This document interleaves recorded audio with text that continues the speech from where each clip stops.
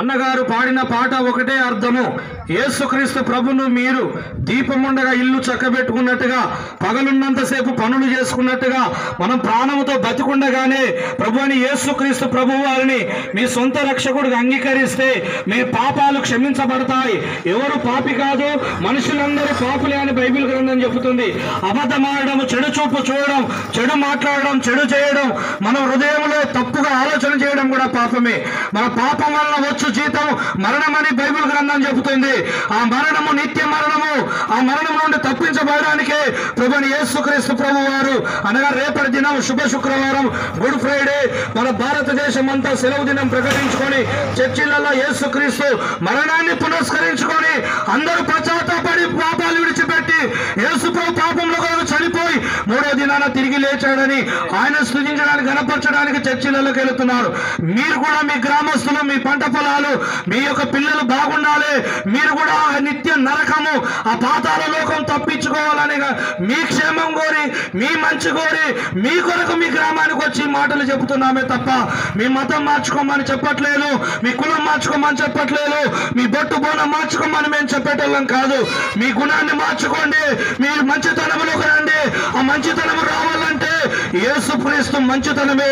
నీ మంచితనం ఎంచుకుంటే తప్ప, నువ్వు నీతిమంతుడు కావాలంటే యేసుక్రీస్తు ఇచ్చే నీతినే నీ నీతిగా ఎంచుకుంటే తప్ప నువ్వు నీతిమంతుడు కాలేదు. నువ్వు నీతిమంతుడు కాలేకపోతే స్వర్గానికి పోలేవు.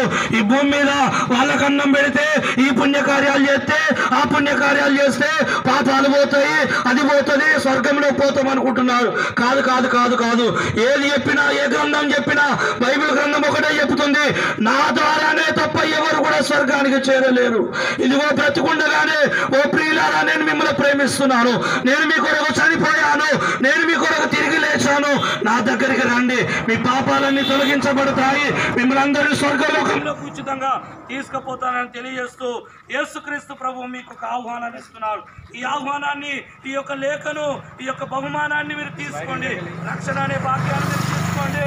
ఇదిగో యేసు దగ్గర రాండి అనే అవకాశాన్ని మీరు తీసుకొని దేవుడున్న లోకానికి పోతారు.